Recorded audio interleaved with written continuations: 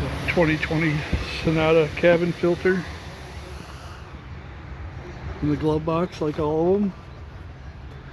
See, this doesn't have the little things you turn, so you're just gonna squeeze these together and drop down on both sides.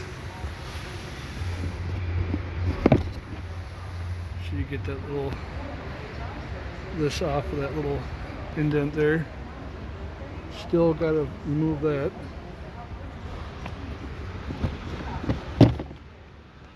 So then it drops down. Here's the filter housing. Pinch. Pull it out, and look at that, I found a peanut. So, see, it's chewed up there. There's been a mouse in this one.